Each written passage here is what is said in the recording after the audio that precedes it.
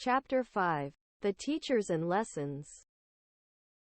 In the art and crafting room, they are greeted by Professor Sonia, who tells them that what they are going to do today is to improve their personal weapons. So Roger and Gavin took a few tools and improved their strength and attack. Boomerang and his trident. Roger sharpened his trident on a spinning wheel, and Gavin hammered the textures of the boomerang, but Roger was a very absent-minded boy and broke one of the tools in the workshop. Damn! The sharpening machine is broken. My trident is left in a horrible shape, Roger shouted, very enraged. Ha, ha, ha, ha. Now Professor Sonia is going to charge you and you will have to pay with community work, Gavin replied. You're crazy. I'm not even joking about that. Wait, I have an idea. Look at that boy over there. He seems very distracted, said Roger while pointing to a thick boy with light blue eyes and curly hair. Hey Albert, Roger shouted while the Professor Sonia was talking to some girls in the classroom who were not paying attention to her, and she threatened them with a correction or calling their parents. While they laughed because they knew that they would not do anything to them if that were the case. Professor Sonia left the classroom towards the hallway to take a breath because he was starting to suffocate and having a fit of anger because no one was paying attention to him. Yeah? What's wrong? Asked Albert Beck. You see, I'm not very good with this machine. Maybe you could help me sharpen and straighten my trident, since I saw that you were using it a while ago and you have skill with it, he said. Roger with an evil look at the boy, and he replied, sure, no problem, give me that. Albert turned on the machine and started sharpening, while Gavin and Roger watched from a few meters away and tried to contain their laughter because they knew that the machine had been damaged, when suddenly, a roar sounded, and the machine flew across the room, and all the students began to see the machine fly across the ceiling of the room, until it crashed and broke a window. There were hundreds of glass on the floor. Roger and Gavin were laughing, while Albert was about to cry. Oh my God, they're going to expel me for that. I damaged the machine and broke a window, Albert said while teasing himself and having a sad expression. Suffering. Following this, Professor Sonia heard the knock and came to the classroom. And she took Albert to the infirmary, since the poor thing was in shock. Guys, that's all for today. I'm very sorry. We'll see you next week. Here I give you this task that you must give me about the phases of the weapons, their forging, as well as the components that they can use in the armor to forge them.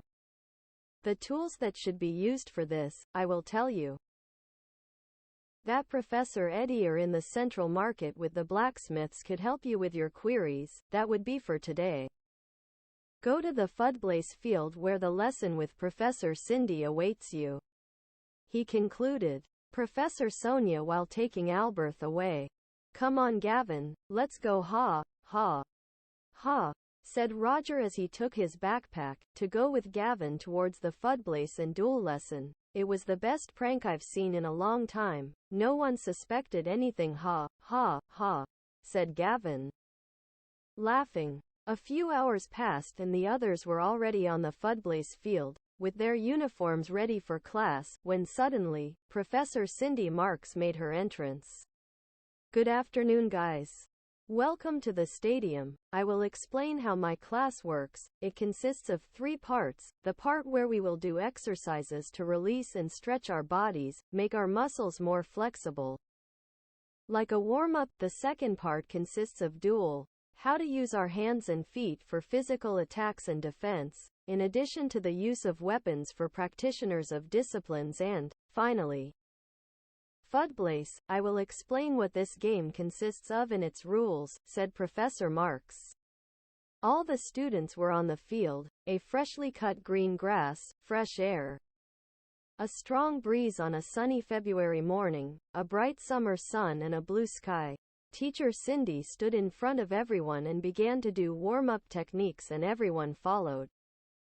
Like a mime game, or, Simon says. About 30 minutes passed after this and they arrived at the duels part. Professor Cindy orders them to line up. The first three were Roger, Gavin and the third, a short boy, with big glasses, light skin, short black hair and a little serious. He had a wooden bracelet-type wood ring, in one of his hands. His name was Adrian Barry. Well, Roger, you are the first. Your weapon is a trident. The first thing you should do is attack. And I want everyone to pay close attention. I have put that rubber doll over there on the other side. This doll will try to copy your attacks. The only thing you have to do is counter him to make a defense. Then attack him with a physical blow with your hands or feet, and when he staggers, finish with an attack from your weapon, but without magic, said the teacher. Okay. Roger answered. Are you ready? Asked the teacher with a blunt voice.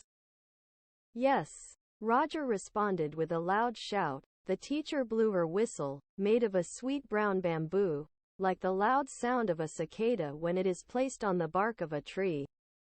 Roger ran towards the doll with his trident and tried to make him an attack but without touching it, so the doll returns with a blow to the stomach, but Roger blocks it with the handle of his trident. Followed by this, Roger tries to give a hook and a kick to the doll and manages to destabilize it, but the blow with the trident was not that strong. Well done. Although that technique needs to be improved, but it is the idea of what I want to teach you today. Let the next one happen, the teacher shouted. Gavin gets ready with his boomerang to face the rubber doll. He threw his boomerang, and then tried to give a right kick, but when the doll tried to respond with another attack, the boomerang blocked the doll's attack. Excellent, great block, Professor Cindy shouted and the other kids applauded. Gavin took the boomerang again and took advantage of the destabilization of the doll, and to end the duel, this rubber doll deflected the boomerang and Gavin managed to dodge it and hit a thin, dark, short-haired boy named Hector. Hey, be more careful, idiot, the guy shouted and the rest of the class started laughing. He didn't even touch you, said Gavin. Are you nuts?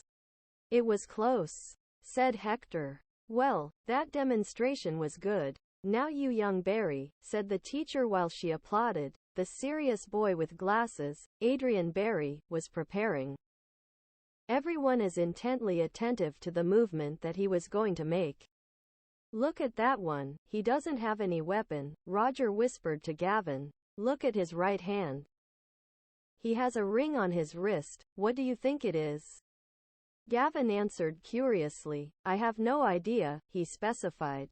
Adrian stood in front of the rubber doll and kicked in with his ring hand. He stopped the doll's attack, and after that, he took a step back. The rubber doll waited for the second turn, but Adrian only took 3 steps in front, quickly. It was so fast that almost no one saw that movement.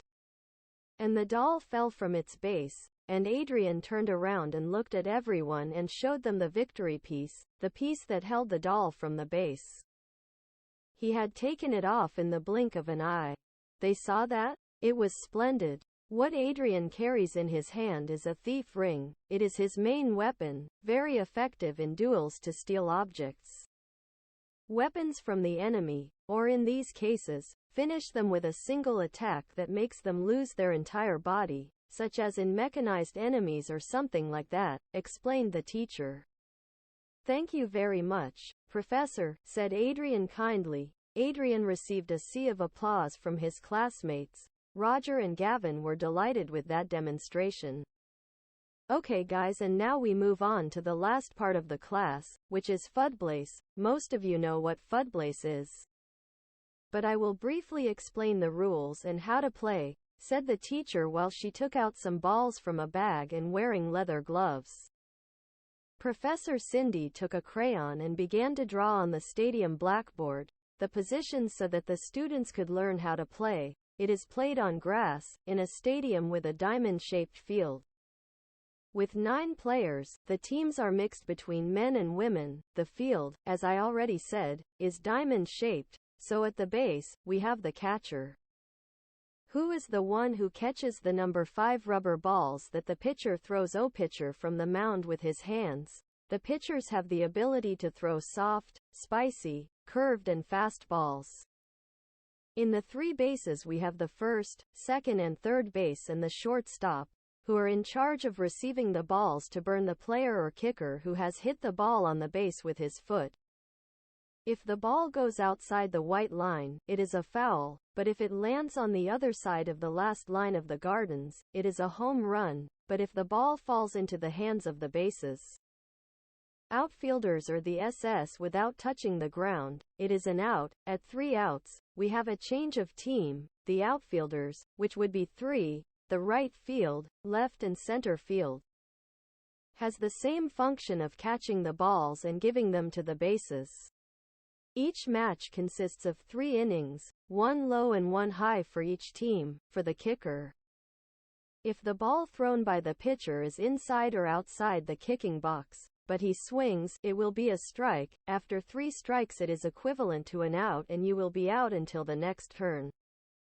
Otherwise you fan, but the ball passes outside the kicking box, then it is a ball, and the 3 balls will be given a base, until you try to fill them, and every time a player passes first base, it's a race. If there is a tie, 1 more inning will be given until one team hits a grand slam home run to end the game, run with the bases loaded. If a team is losing by more than 10 runs in the second inning, the game will be ends at that moment. If a player kicks the ball and it falls and touches the ground and continues its course, it will be a hit. Even so, the fielders and bases can catch it if the runner has not yet reached first base or whatever. The kickers have different ways to kick, whether it's a touch, a hard hit, a curved hit towards an outfield. If a catcher does not catch the ball, a kicker may run the base if they fail to catch him before taking the ball and giving it to the base to which the kicker is running.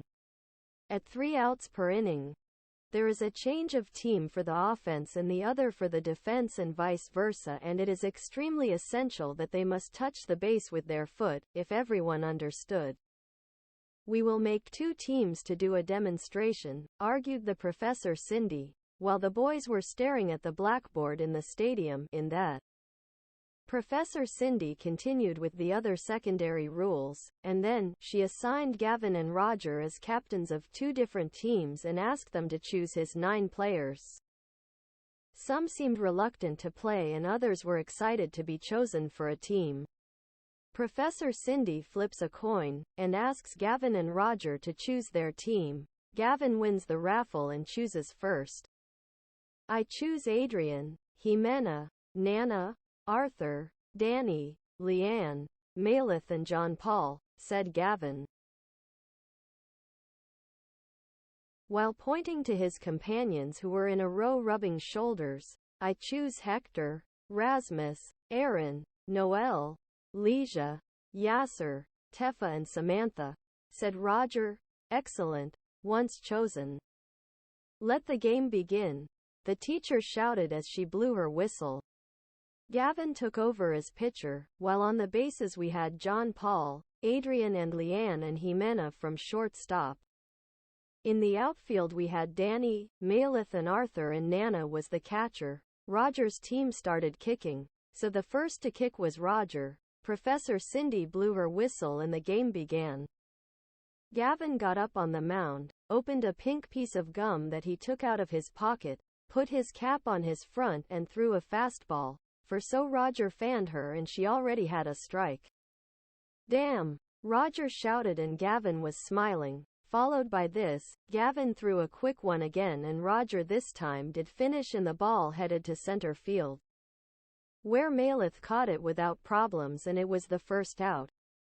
Following this, a tall, dark-skinned boy with short hair came out from the bench and told Roger, "Let me kick second. It's my specialty," and Roger replied, "Okay, do it." The young Aaron Castle stood in the kicking box and was ready. Gavin threw a quick ball again, but this time Spicy and Aaron finished with all his strength. The ball rose so high at a speed due to the force of the shot that he left the stadium and fell into the stands. It's a race. Professor Cindy shouted from the bench where she was watching the game, and at the same time her whistle blew and signaled that the game was ending. The rest of the students were sad and crestfallen because the class had ended, to which Professor Cindy added, "I love it. I'm sorry. But the class only has 10 minutes left and you must change to leave. Remember to do your homework on the different combat styles, but you have understood the rules of Fudblaze very well. Remember that in August there will be the school cup. I see a lot talent in you. I hope you form a team. Maybe you can beat the Black Knights this year," concluded the teacher. Aaron, Nick, Eric approached the teacher to ask for information about where they signed up as a team. Roger told Gavin, "Shall we sign up?" "Yes, but maybe later. Let's get changed and then I'll tell you what I wanted to tell you," Gavin responded. "Oh right, I forgot," replied Roger. It was around 1 in the afternoon. There were only a few hours left before leaving and Gavin and Roger began to walk up towards the main hall.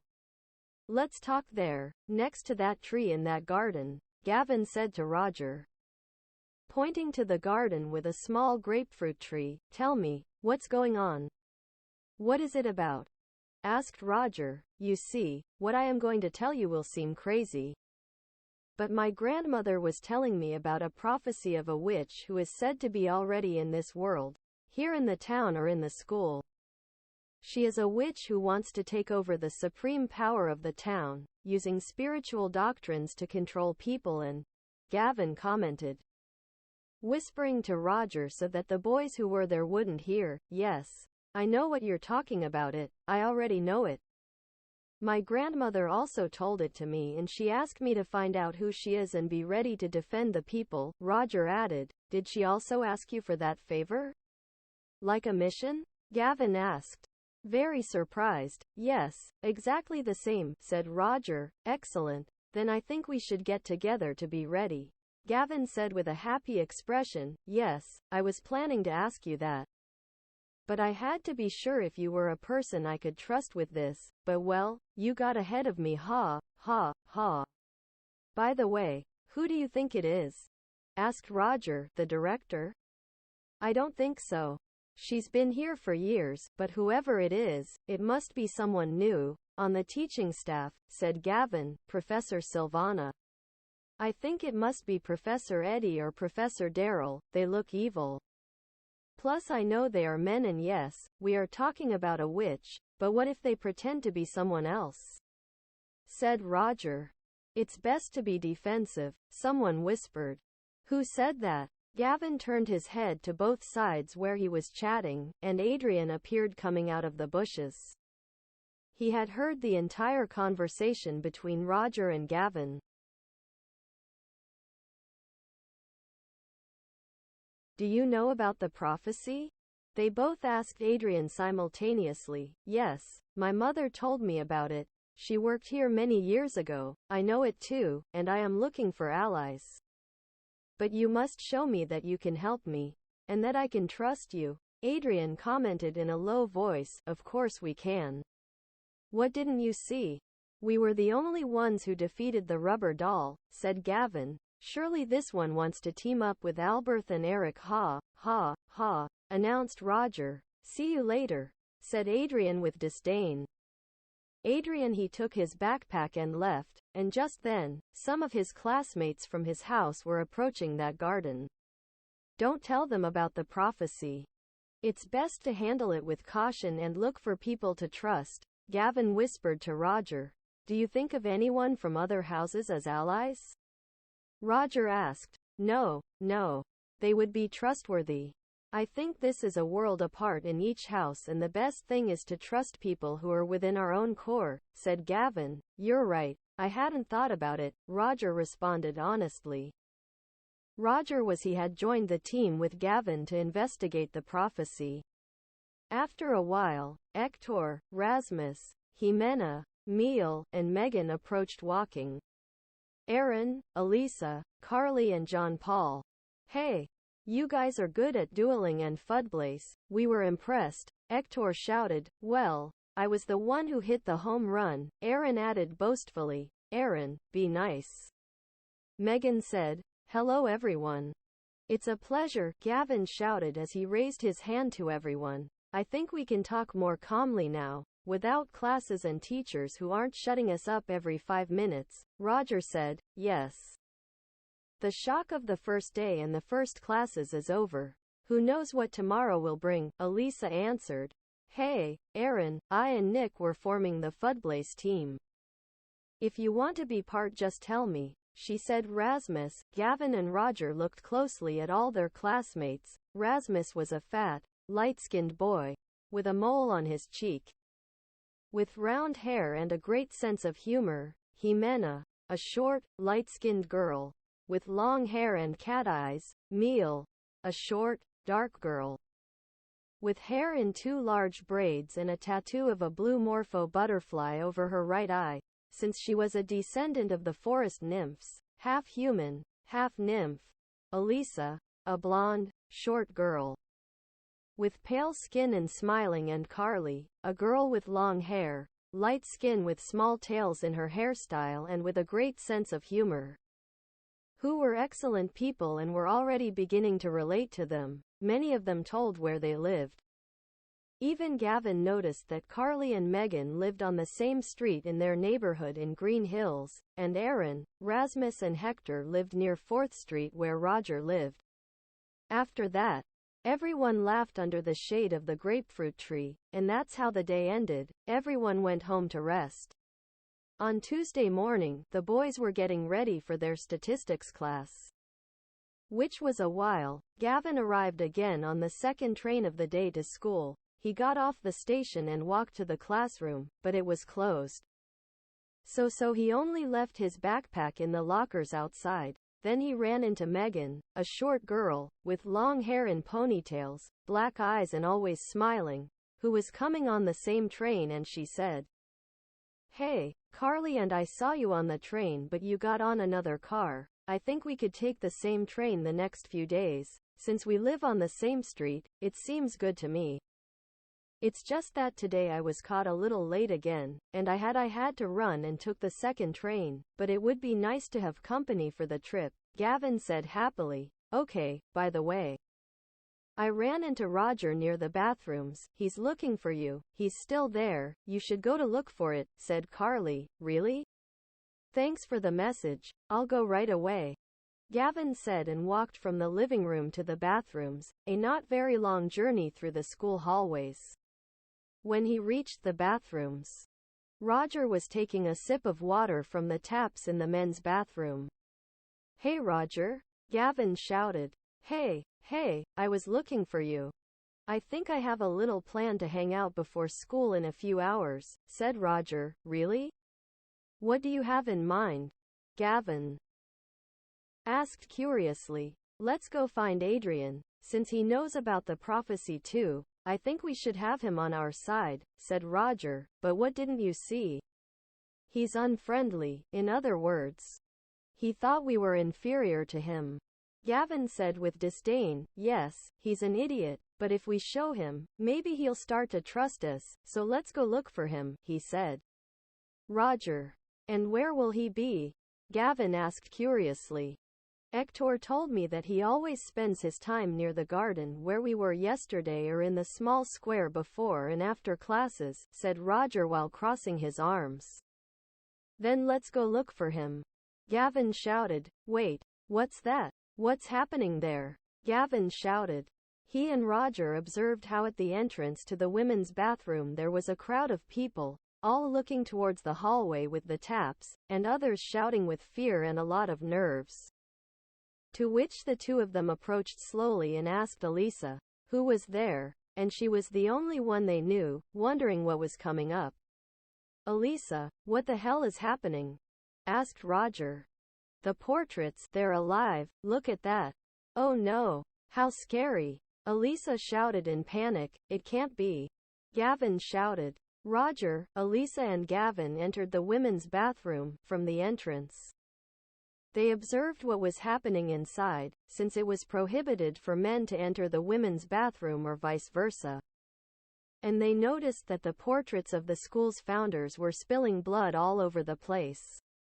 eyes. The blood spread more and more across the oil painting of the portrait, and the reddishness of the blood was very noticeable, since the portraits were in black and white. The portrait of Madame Dion, a nun with a completely black dress and her necklace, who was the founder of the school. The portrait of the vicar John Paul Ignace, an older gentleman, with grey hair with his staff and white tunic, and the portrait of the god Eshin, a gentleman with long hair, a beard and mustache and light eyes. The three portraits continued to shed blood, while a flash of light came in from one of the stained glass windows in the women's bathroom.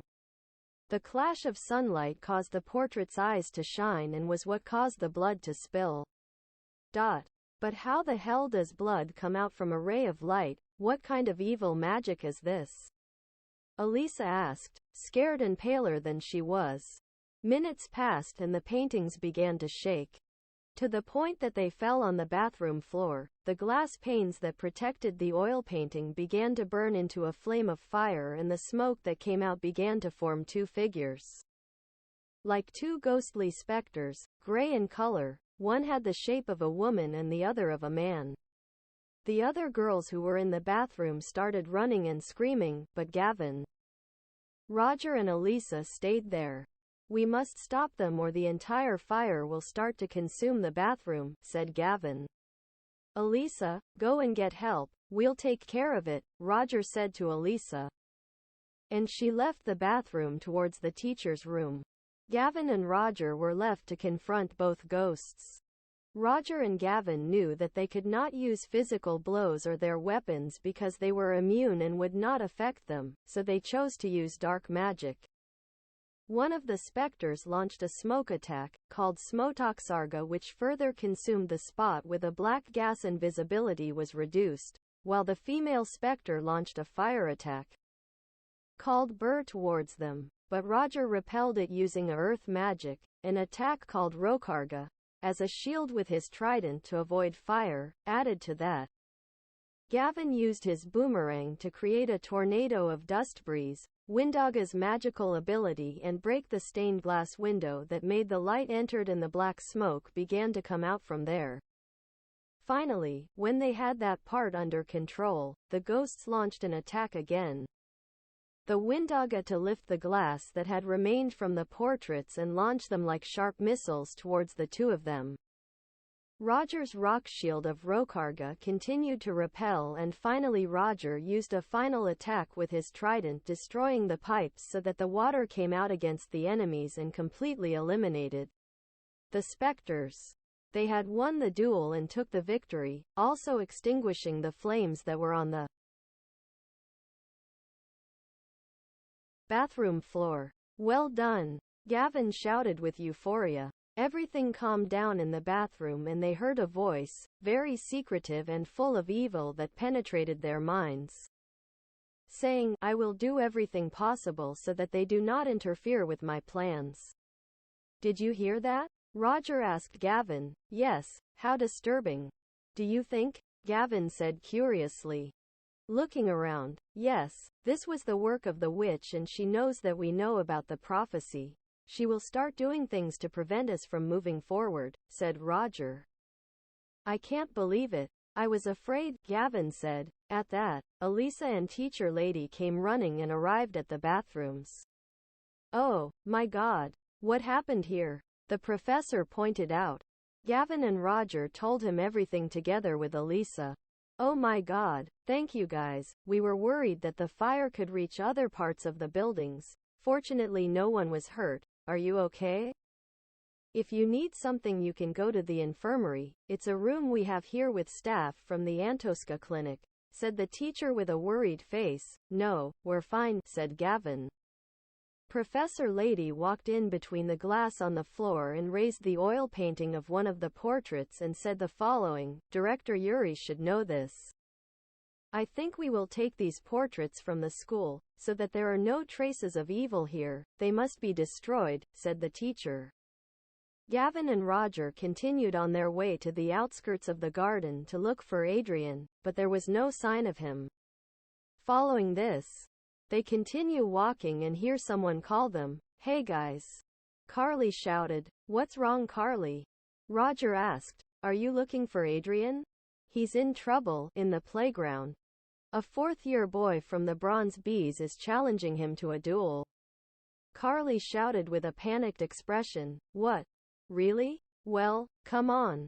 We don't have to waste time, Gavin told Roger, and they ran towards the playground, and once they were there, Gavin said, It can't be, it's that guy. Who? Roger asked.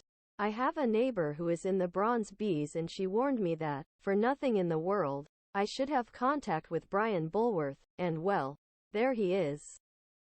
He is the one with whom Adrian is about to have a duel, Gavin argued while he swallowed thickly. Holy shit, if we don't do something they're going to kill him, we must act. It's him against that fat man, plus, we don't know if his henchmen will also want to attack him, said Roger. Brian Bulworth was a member of the House of Bees Bronze, he was in the 4th year. He was fat, tall, his arms were thick and his knuckles were marked. His hair was short but round around his ears, and he had an evil laugh. Adrian turned his head. And his glasses, they illuminated the sunlight in the middle of the games room, and said, Oh, it's you. And who are these circus animals? Are they your friends? Brian asked. Adrian, true to his style, remained silent and looked into Brian's eyes again. Ha ha ha. What are you not going to talk to, huh? Then I'll have to break your mouth to make you talk, Brian shouted while cracking his knuckles. Roger stood next to Adrian and took out his trident, and Gavin to the left of him and got his boomerang ready. Well, you're going to have to break his mouth, me, Roger and Adrian. We'll see if you can handle 3, said Gavin intimidatingly. Don't tell me to do insignificant rubbish, said Brian. You'll regret it, Adrian replied. Ha. So you know how to talk. Brian started laughing and turned to his henchmen who were following him and said, Guys, watch me tear up 3 first-year clovers. It will be like stomping on some plants in the garden. Brian Bulworth raised his hands towards the sky and then gave a strong blow to the earth, Rokarga's ability, creating a kind of small earthquake. Roger, Gavin and Adrian fell, but soon got up and readied their positions for the duel. 2 of Brian's henchmen joined the duel, in which Roger says the following, Guys, I have a plan, be ready to attack after my turn. What are you going to do? Asked Adrian. Just do what I say, Roger shouted. While Adrian and Gavin were ready to attack, but Adrian disobeyed and threw a dark water magic, aqua,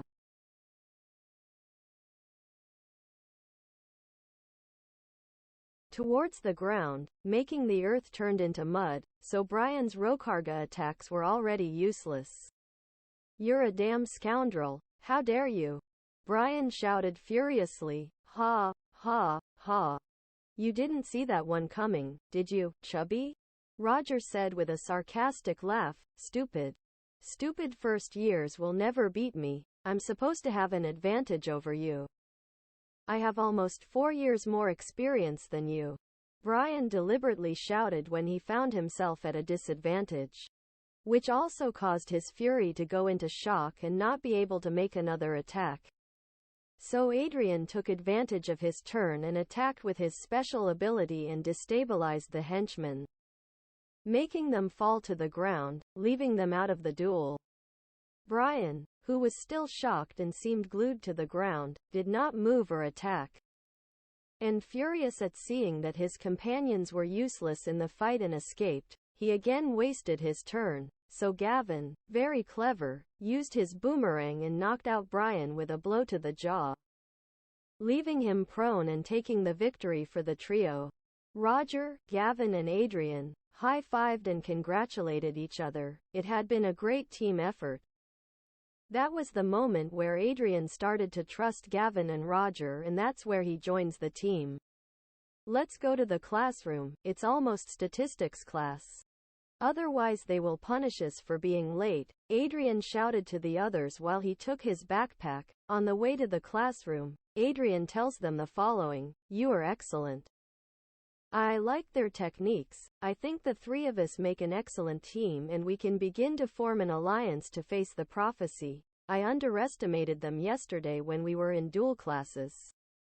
I was wrong, said Adrian, apologizing. So if you know how to apologize, well, apology accepted. We were just looking for you to ask you to join us, said Gavin. Look at that. They are our companions. What are they watching? Said Roger while pointing to some boys. Roger, Gavin and Adrian approached a garden, which led towards the green forest, and they saw how Jimena, Hector and Carly observed a type of black, thick caterpillars, with fur with thorns and that gave off a strong smelly odor. How strange they act. I have never seen them act like that, said Jimena. There are many. Do you think they are in times of metamorphosis? Replied Hector. It's not the time, but it's strange. I don't want to be here anymore. It smells too much. Disgusting, said Carly. Look at that. It seems that they are coming through that hole in the ground and walking towards the green forest. In this direction you can see the great saku tree, said Gavin. That hole is an access to the catacombs. There are many entrances here at the school and outside. The entire town of Pizcet has an underground of catacombs that are connected. It is said that it was a town that existed many years ago, and that, due to an earthquake, it was buried. And then they built this town on top of it, Adrian explained. I have read in some books that in the catacombs there are corpses, skeletons, mummified people and many other creatures that no one has seen. They are connected by pipes and sewers. Perhaps that is why they also smell disgusting. Roger commented. At that, a group of boys approaches them. But look, they are the jade clovers.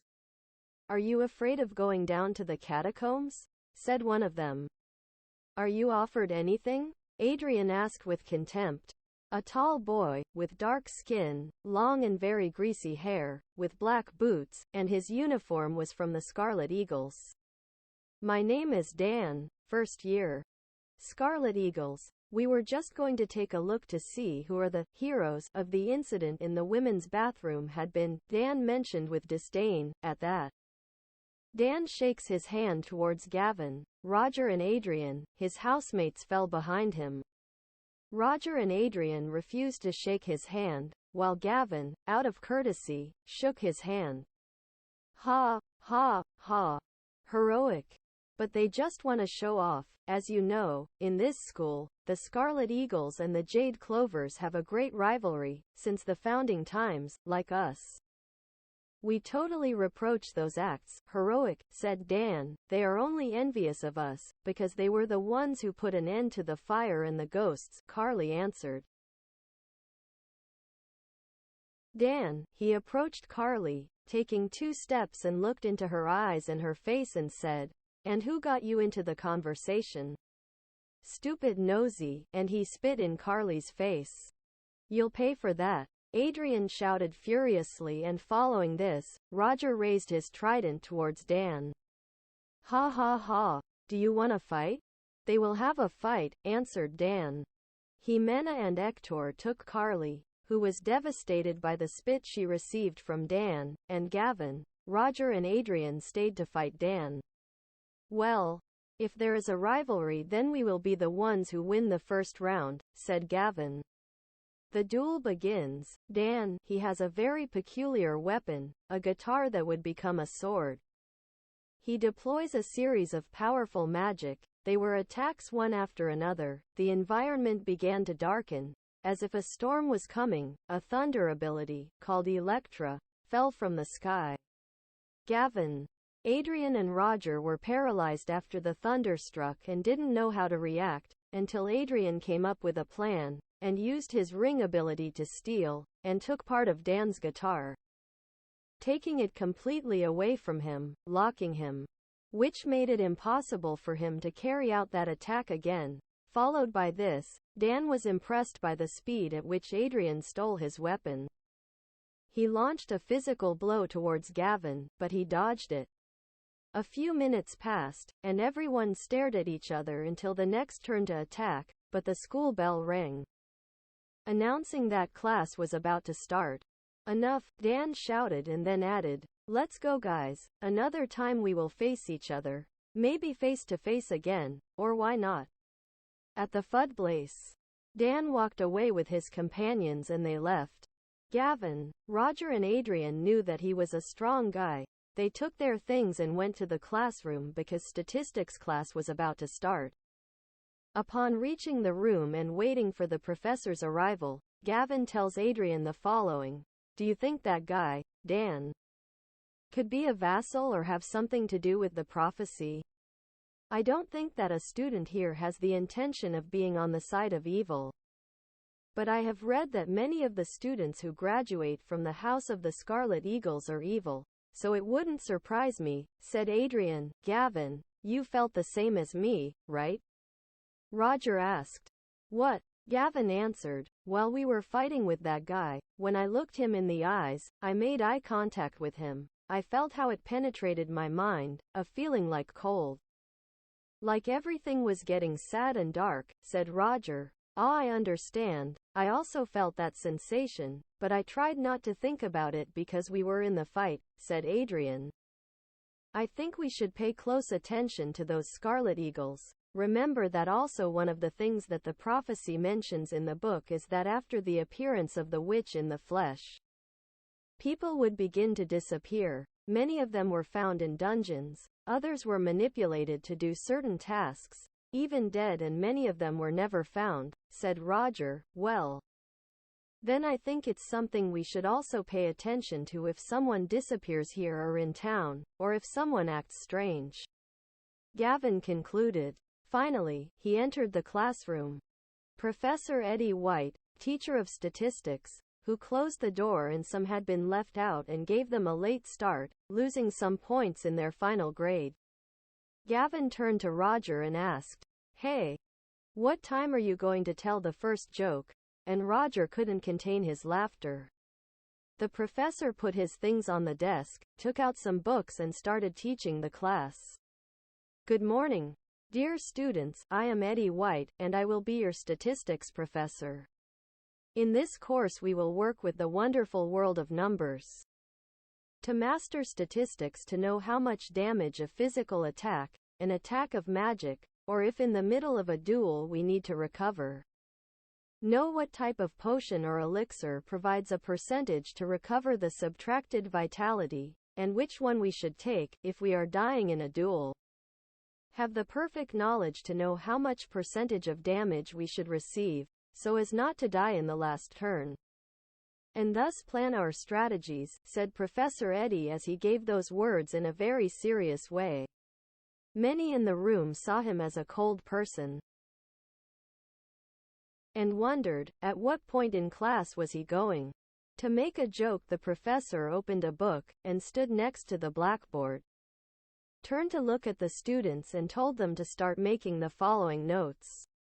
Gavin, Roger and Adrian began to pay great attention to him, since they knew that if their destiny was that they should always be fighting in duels to follow the line of the prophecy, they should know these statistics and strategies.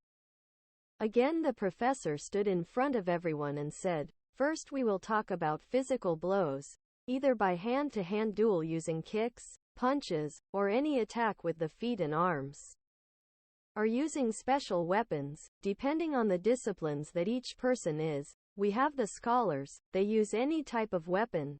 Hunters, they use tridents. Thieves, they use rings or wristbands. And only they can use the ability to steal objects. Magic, magical power from enemies or rivals. Wizards, experts in the use of all dark magics by means of a book or a wand. Clerics, use any type of weapon. Pyromancers, use any type of weapon that is equipped with fire. Warriors, use any type of weapon or are experts in hand-to-hand duel. Swordsmen, use swords. Priestesses, experts in the use of light magic and use staffs and staffs. Ninjas, use any sharp weapon. Archers, experts in the use of bow and arrows, slingshots and crossbows. Soldiers, use any type of weapon. Witches, using both light and dark magic. Knights, use any type of weapon. Summoners, use necklaces and bracelets as weapons.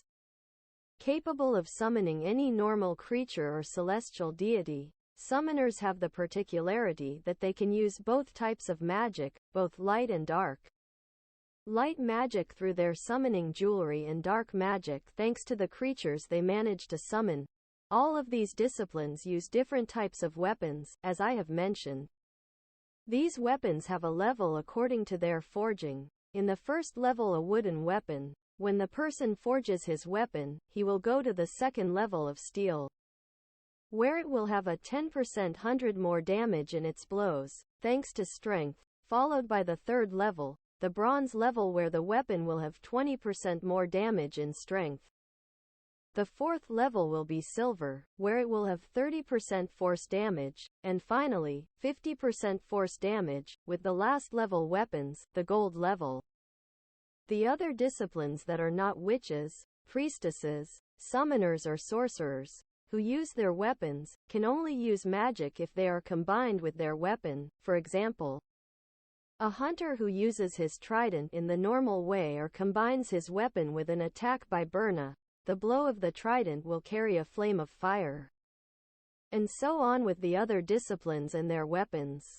In this class we have different disciplines, which is what many of you are and wrote down on your admission sheets. For example, a mage will always cast attack spells, with the skills of Rokarga for sand, stone or earth, Elect for thunder, Floriga for herbs, Aqua for waters, Bur for fire and Windaga for wind. These are elemental magics. In the category of dark magics, these magics in their first phase have a value of 10% damage in a discipline that is vulnerable. Logically, an attack from Aqua will be strong against one from Bur. It is fire against water, but if this skill goes to its second phase, which would be Aquara, it would give 30% damage to a skill vulnerable to this, such as the second phase of Bur, the Burna skill. Melee duels, depending on the force with which they are used, will have between 5 to 10% damage to a person. It is also worth noting that the use of magic reduces the percentage of magical power. First level magic reduces by 5%.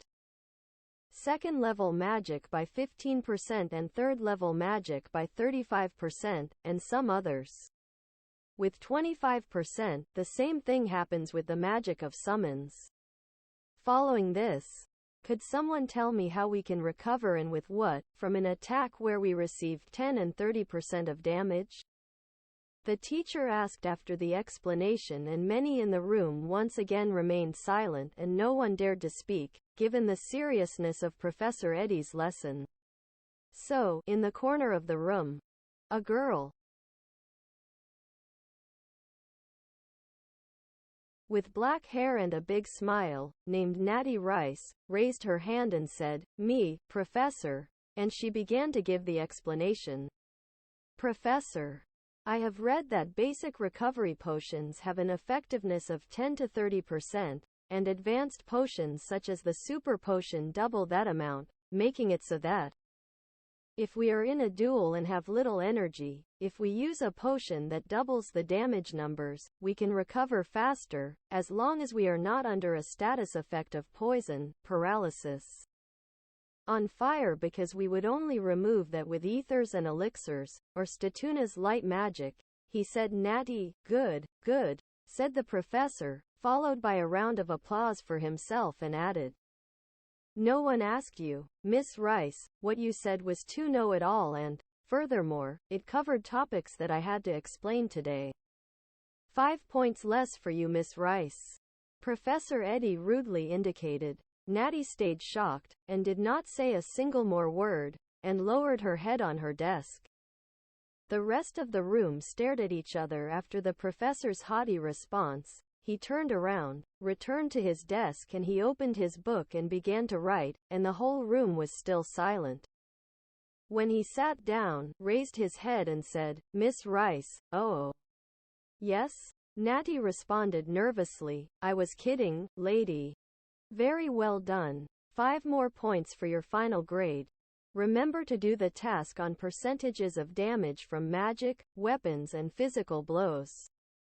In addition to the task on percentages of increase in energy and vitality, said the professor with a sarcastic laugh. Professor, could you explain to them about power levels and experience?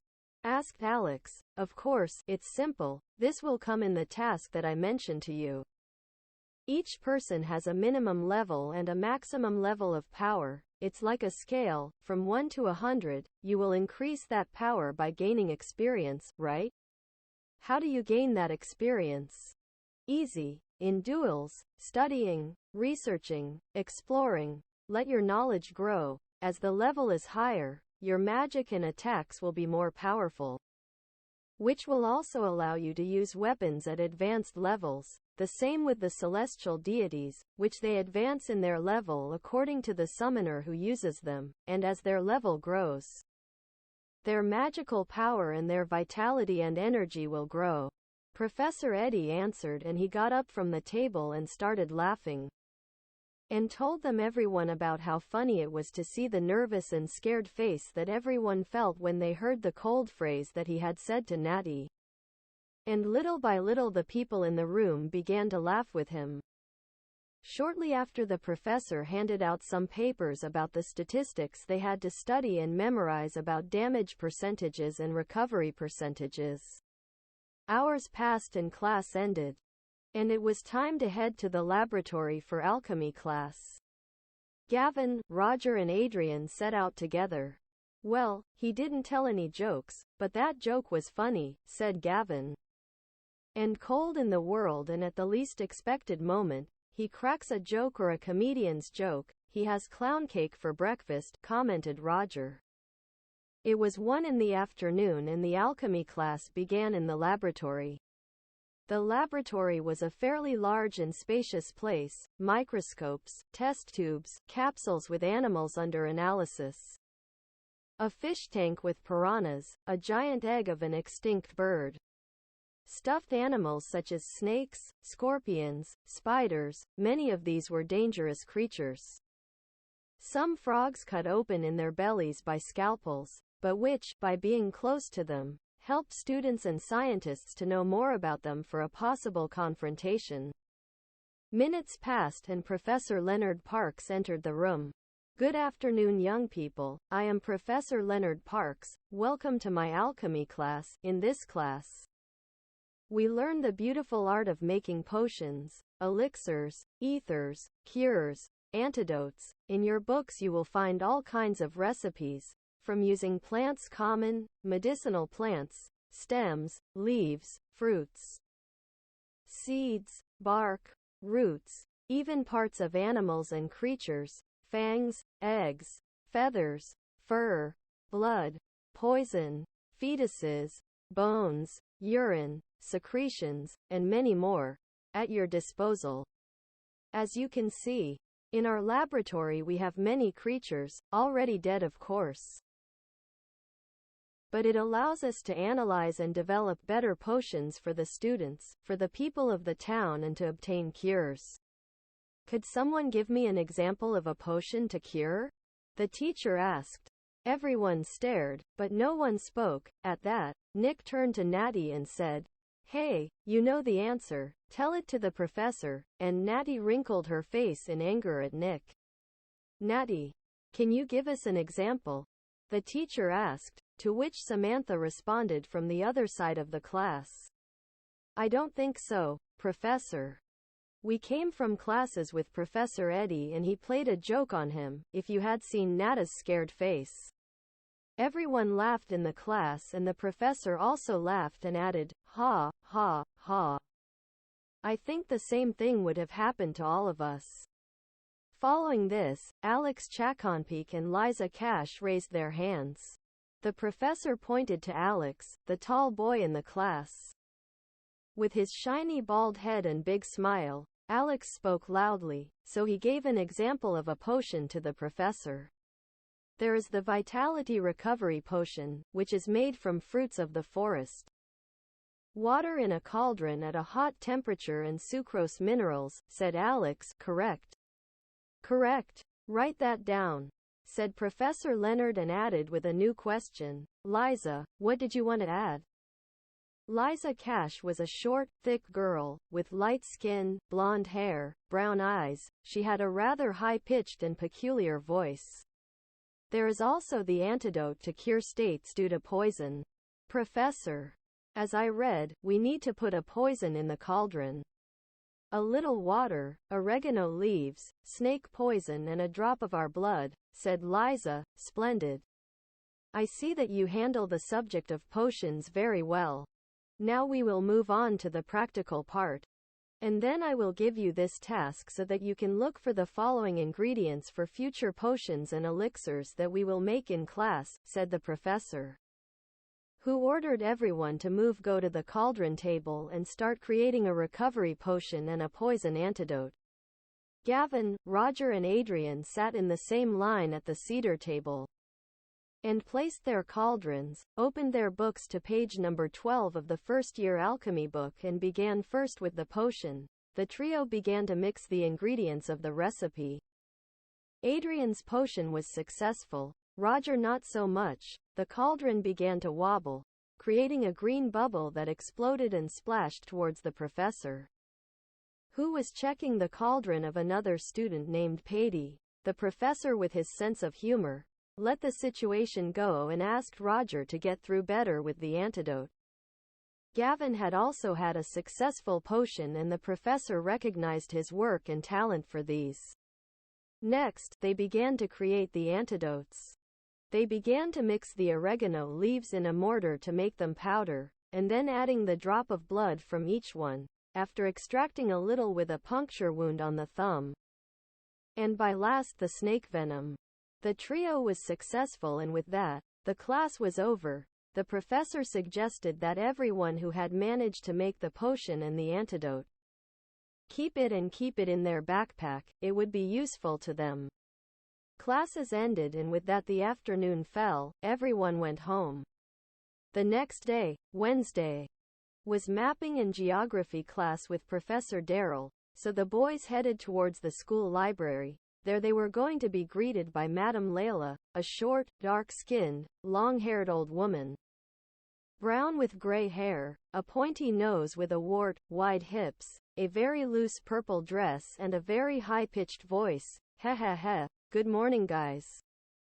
Welcome to the library," said Madame Layla, and she added, "Professor Darrell will be here soon, so take a seat and wait." The old woman left. The library was a large place, with pine clapboard walls, varnished in a chocolate brown color, and large furniture with many books, of different colors, sizes. There were books for alchemy, statistics, faiblesse, duel, potions, music, history, magic. All the books in the world were there. Finally, minutes later, Professor Darrell Martin makes his entrance, carrying a large map, made of old material. "Good morning, I am Professor Darrell Martin. I will be your mapping and geography professor. Apart from being a professor, I am also a tutor at the House of the Scarlet Eagles.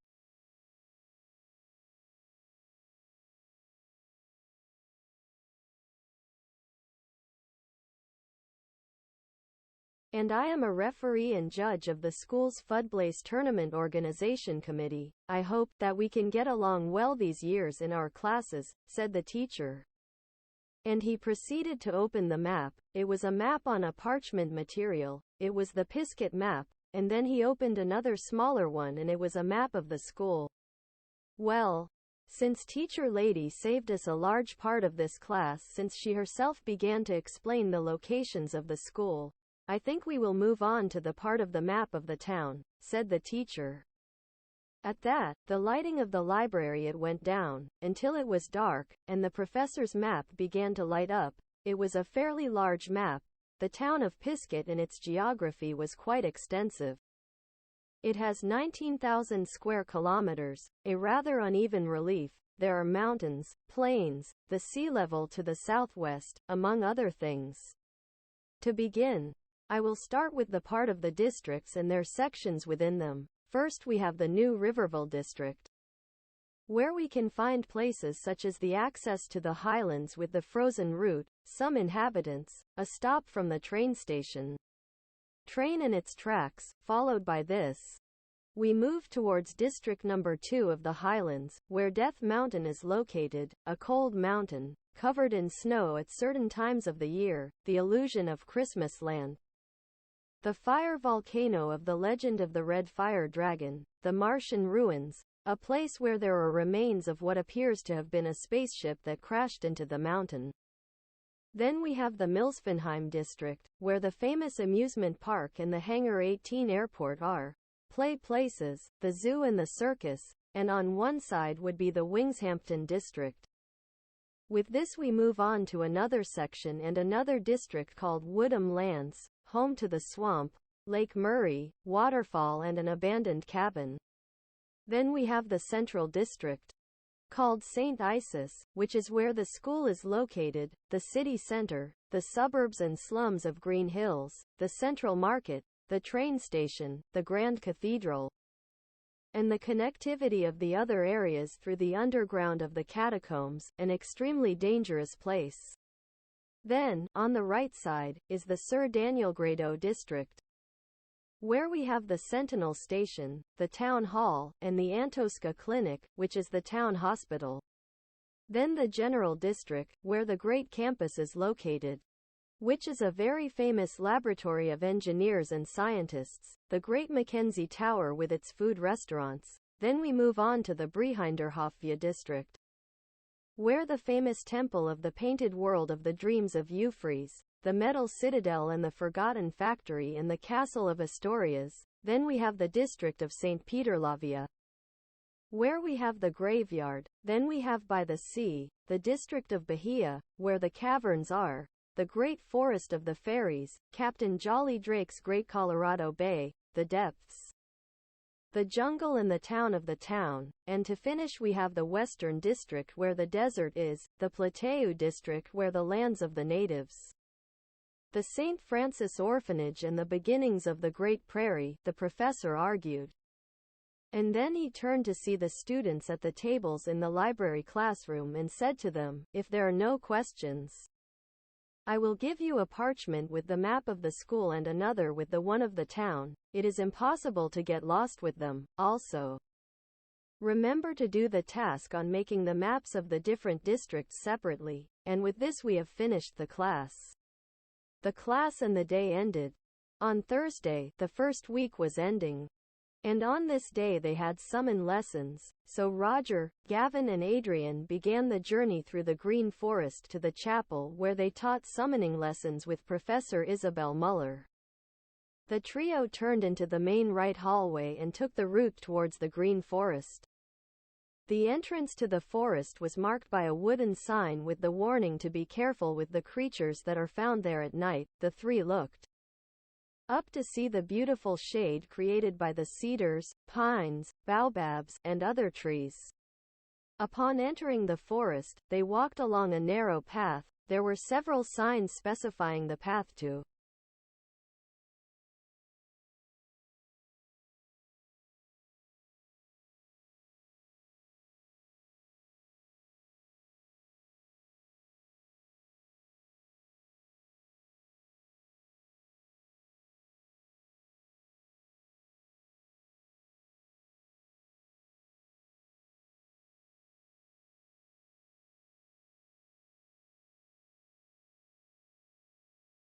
The chapel, it was almost there. A few minutes later they found the bridge, which crossed the river. One of the veins of the main river of the town passed through the school. Upon crossing the wooden bridge, was only a few meters away from the chapel. The rest of her classmates were already there, waiting for the summoning teacher, but no one had entered the chapel. "What's wrong? Why doesn't anyone come in?" Roger asked. Teffa answered on the other side, "It's just that Professor Silvana is there." Indeed, inside it, there was Professor Silvana, praying, kneeling in front of an altar, which had a statue of the god Eshin, and around the statue, small portraits of creatures that several of them were wondering, who are they? The chapel was a large place, with cedar chairs, walls with stained glass windows with figures, candelabras, columns with gold tints. In the background, the flags of the school houses decorated the altar and so on. The altar was with pieces of gold, and around the statue of Eshin, some lighted candles and some golden chalices filled with water and wine. Professor Silvana realized that the students had already arrived, so she stood up, joined her hands in a pose of adoration and bowed to the statue and turned to leave the chapel. As she was leaving, she smiled at everyone, but she stared at Gavin, Roger and Adrian for a few seconds and she said, "Good morning, young people," to which Gavin responded, "Good morning, Professor." Roger and Adrian only shook their heads in a curt manner to greet and respond to the greeting.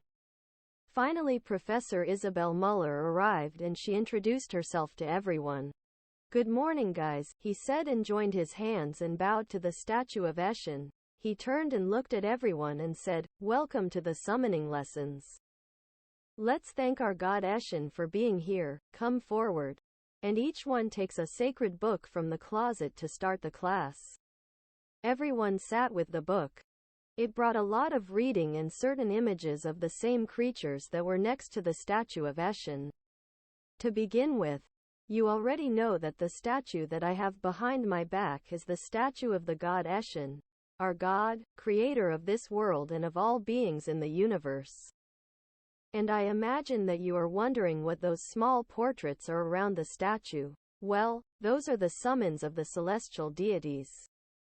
In order to perform a summon, whether in a duel or a moment of life or death, we must first be part of the summon covenant. I want everyone to raise their hands and then put them together and bow, and close their eyes. After which I will say a few words, called the Hymn of Faith, said Professor Isabel, and she began to sing with an operatic voice, echoing throughout the chapel with the strangest words in the world, like a spiritual language. The entire room began to shine with a white glow. The professor was as if in a trance. She spoke in another language than the one they had heard in the song. Then she came to her senses, and said, "There, you can open your eyes. You have been linked to the summon covenant," said the teacher while looking at the entire chapel again. "Now I am going to present to you what the summons of the celestial deities are. First we have Belphemet, the summon of the element of fire. His ability magical is the Burr in its phases of Burna and Burnaga, and its special attack is superheat and infernal eruption. It has the body of a goat, black in its fur, but it walks like a human. Its silver-colored antlers have a strong flame of fire. It is said that this summon is prohibited by the vicars of the great cathedral, since it was a weapon used by Zaitan, enemy of the god Eshin at the time of the creation of the entire universe.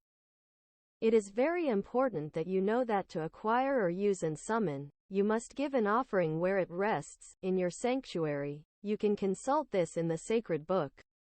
As thanks for the offering, the summon will help you when you need it and you invoke it with the reverence that I showed you a moment ago," said Professor Isabel. The chapel room was still silent and a "luckily" was heard. "You don't have to sing that ridiculous song," Roger whispered. "Then we have Katina, a specter with a girl's body, long hair, covered with a crown of red roses. Her face is like a skeleton. Her element is grass. So her magical ability is Floriga, and her special attacks are Black Hole and Razor Leaf of Euthanasia." The teacher explained. "Wow! How pretty! I love it!" Indira shouted. A girl at the back of the room with brown hair, pale skin and green eyes, like a cat. Then we have here Selassie, the king of the jungle, a brown lion, black eyes with violet bat wings. His magical abilities are Psykarga, Bersaka, Frenaga and the attacks of Rokarga and Windaga. His special attacks are the jungle roar and the lightning bite," added the teacher while pointing to the image on the altar. "Great. I like that one," said Roger. "We continue with Ganesha, deity of water. His element is obviously aqua, an orange female elephant, with 4 arms, with a kind of crown of feathers behind her large ears, a Turkish eye on her forehead. Sitting on a lotus flower. Her magical abilities are aqua, aquara and aquarga. Her special attacks are the holy water and the venom water. The teacher continued, here we have Thor, deity of thunder. It is a kind of Viking boat with a large, muscular guy, with a beard and long gray hair, a helmet with 2 huge horns and an iron hammer. His magical abilities are Mitarga, Electraga, Friezaga. His special attacks with his hammer is Lightning Hammer, Elemental Hammer and Fury of the Valkyrie. Adrian and Gavin were very excited to hear Thor's story. Roger still found Selassie's more interesting. Then we have Nikolash, Snowman, deity of ice. He is an old man with a red hood, a large white beard, and reddish cheeks. He has a wooden staff with a reindeer head in his right hand and a hat like a red cap. His magical abilities are Frieza and Friezaga. And his special attacks are the Aurora Power and Polar Fury, explained Professor Isabel. Next, we have Raziel, the seraph fallen from the air, deity of the wind. He has the body of a child. White eagle wings, long dark hair, his face is always covered with his hands and he has a sword. His magical ability is Windaga and his special attack is the Hurricane Sword. Everyone continued paying close attention to which the teacher explained.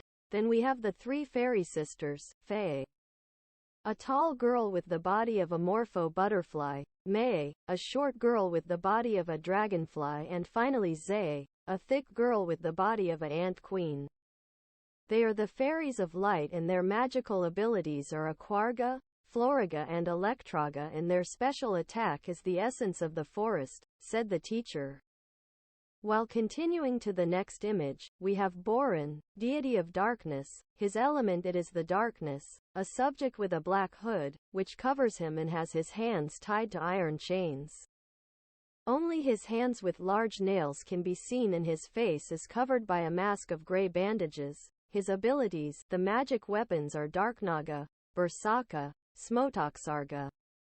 And their special attack is the chains of darkness of pain, said the teacher while expressing a face of fear when explaining this deity. Followed by this, she pointed to the last images on the altar. Then we have Rajma, deity of light, the goddess of meditation, a girl sitting in the form of Virasana, with a completely white marble body, and a robe of the same color. His turban is made of pure gray pearls. He has psychic abilities and his magical abilities are Psykarga, Frenaga, and his special attacks are Psychic Ray and Telekinesis. The teacher stopped to see if anyone would ask a question, but no one said nothing, so the teacher continued. To finish, we have Serena, the deity of healing, a girl with a light blue and white veil.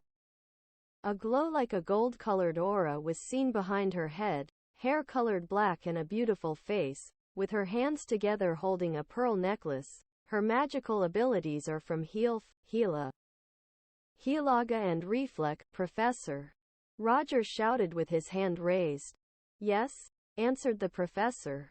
Could you explain to us the dark elemental magic skills and negative status effects? In addition to the light magic skills? Asked Roger. Yes, that's exactly what I was going for, since the last summon on the list allows me to answer that.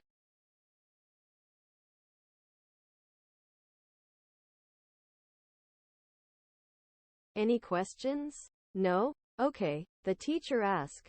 Finally, we have Omega, deity of the universe, the celestial summon of the god Eshin. No one has been able to see Omega with the naked eye, since the people who have been in his presence have only seen as a white glow, a strong ray of light, but its appearance is said to be that of a red heart on fire, with a crown of rose stems and an eye.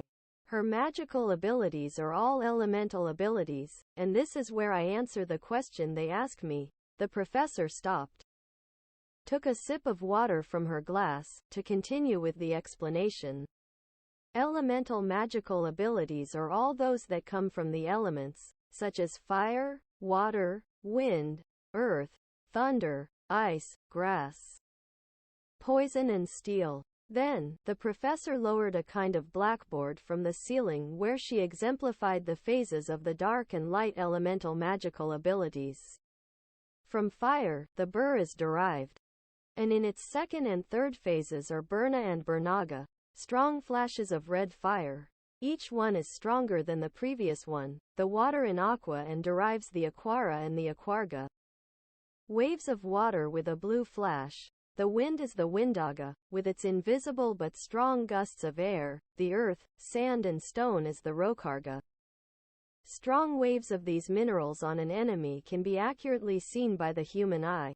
Thunder has the ability elect, with its derivatives of Electra and Electraga. It is a yellow flash. The ice element is freeze, with the derivations of Frieza and Friezaga. Sky blue crystals turn everything that touches it into ice. The grass is Floriga, the foliage. The vines come together to deliver a green blow. The poison has the ability of Vaboga, where the purple drops always penetrate the bodies of enemies and rivals. And finally, the steel has the ability from Mitarga. Strong and sharp silver-colored blades fall on a target.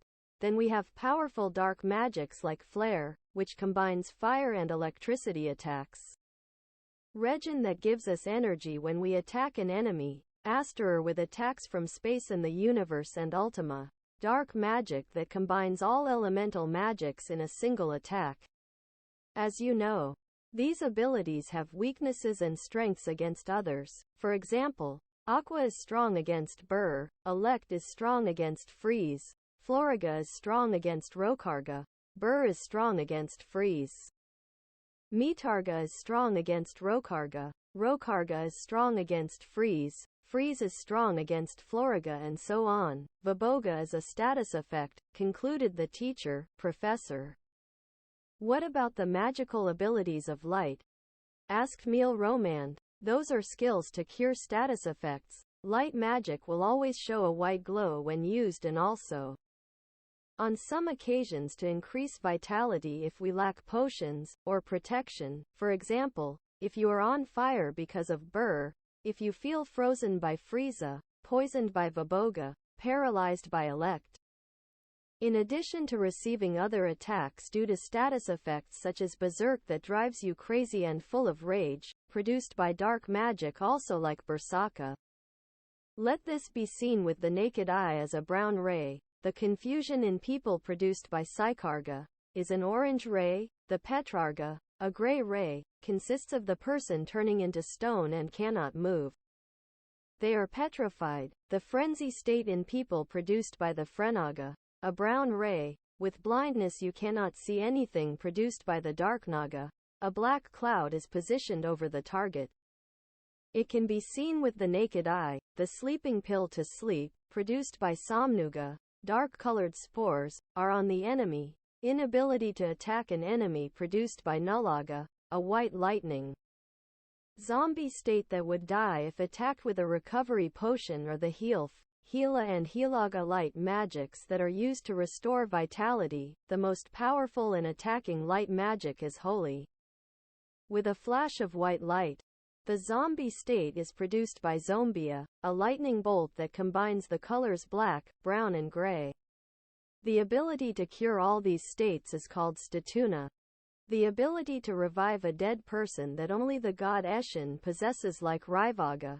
Disper's ability to dispel negative state effects, paralysis, frenzy, sleep, poisoning, blindness, ice, cut on fire, on a group of allies, and also, the reflect, which is like a mirror or protective barrier, which prevents attacks from penetrating towards you for a few minutes, whether they are magical or physical attacks. I can also mention that the dark magic of Paralyzaga paralyzes enemies if they do not use electricity attacks.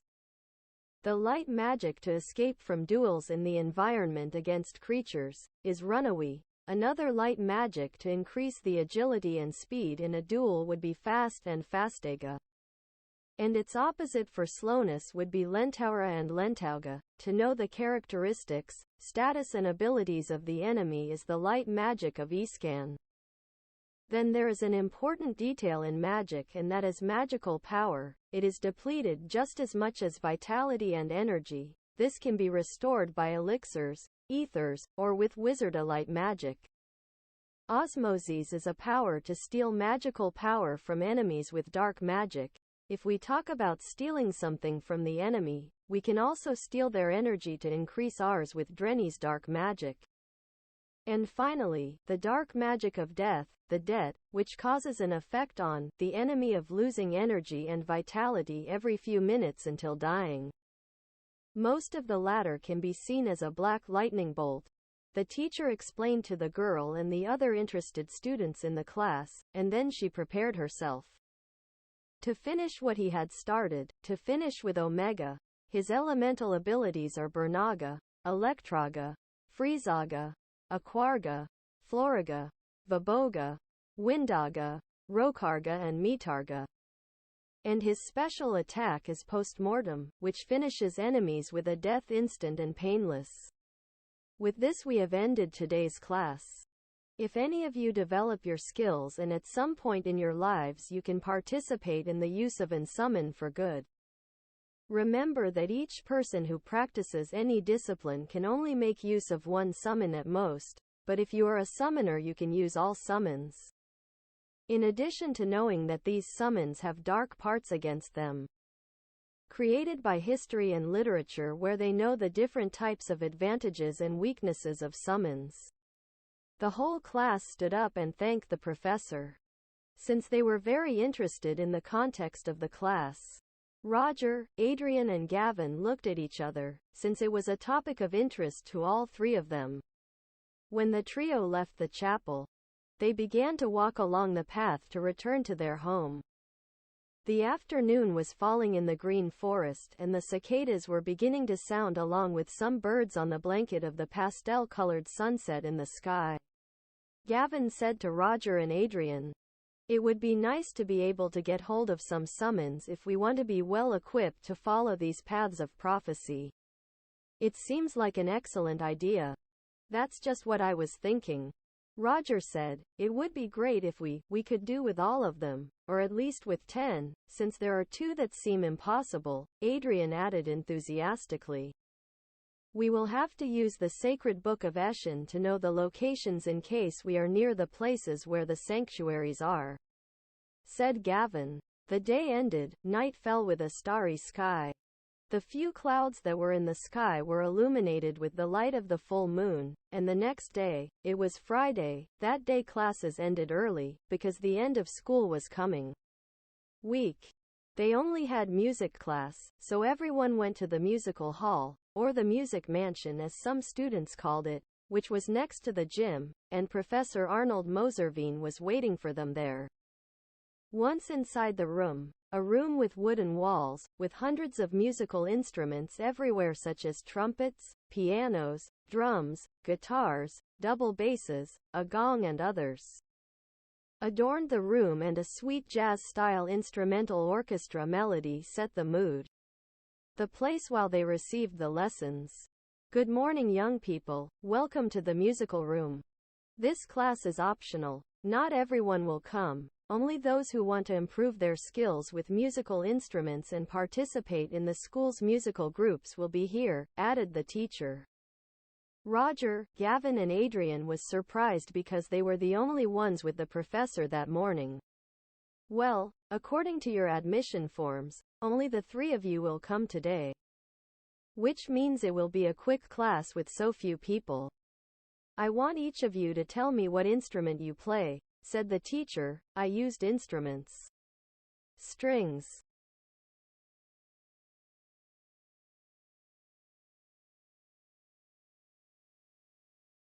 Roger and Adrian responded, while Gavin mentioned to the professor that he used percussion instruments. "Excellent. See, the instruments are magnificent in a recital. However, there are certain people who know how to use their instruments as weapons, like swordsmen or some priestesses. they have the ability to combine their instruments as a weapon. That is essential, because we allows you to use a special ability. Do you know how they use that ability? No, sir, he said to the trio in unison. Well, there are certain swords that, in their grip area or hilt, have part of an instrument, be it a guitar, a wind instrument, an instrument that combines with the neck of this one. Plus I have had the opportunity to see priestesses with an instrument on his crosier or cane, commented the professor. Interesting, Gavin said with an expression of interest and curiosity. What do you think if I do a demonstration? Asked the professor. Okay, professor, said Roger, I will do 2 demonstrations with keyboards and you will see how from the stage. That rubber doll that carries a sword will make an attack of electricity or wind, said the professor, and he sat down at an old piano that was on a corner of the black room, and began to play a song in a psychedelic tone, like an organ. The piece was catchy. Finally, after playing for a few minutes, a spirit appeared in the middle of the room and came out of a closet, where he opened a door with a rusty hinge and making a terrifying opening sound. Once the spirit was in the middle of the room, Professor Arnold continued playing his keyboard and began to make notes in C minor, until the guitar-shaped sword that the rubber doll had began to get brighter, to the point of giving off a white light. Gavin, Roger and Adrian were almost dazzled by the light, and the moment the professor used the notes F, G, A, B and ended on C, a yellow flash, the magic Electra, came out of the rubber doll's sword, and that attack revolved around the spirit until sending it back to the closet. Gavin, Adrian and Roger applauded in fascination. Then, the teacher called to a girl who was standing there. Okay, let's get started. This is Glenda LeBlanc, a senior student of the Black Knights. She is a priestess, as you see. She has a flute on her staff, said the professor excitedly with the students. The professor sat at his piano and began to play the song, and the spirit again came out of the closet. Glenda, you know what to do, the professor shouted. The girl, Glenda, split her staff in 2. With one part she cast Reflect to protect herself from the spirit's attack, while, with the flute, she used a special attack from Windaga to send the spirit back into the closet. Gorgeous, the professor shouted and congratulated the girl. Excellent. Well done. Well, with this we have finished the lesson. I will send you by mail, in a letter, the homework on reading songs and notes, and in addition to that, the invitation to the art club. I always usually hold a club with the students of the school's musical, dance, literature, painting and other groups, along with other teachers. We always meet on Fridays. See you soon, said the teacher as he got up from the piano and went to another closet, and said, before you go, let's drink to this. Beer? Whiskey? Juice? Apple cider? Asked the professor. We're only 12 years old, professor, we can't get drunk like Vikings, said Gavin. Don't say stupid things. I want a beer, Roger shouted because of what Gavin just said. And I have a whiskey, Adrian added. Bah. Let it be apple citron for me, Gavin replied in a contemptuous manner. Months passed. The first year was done. The group were getting ready for a new year.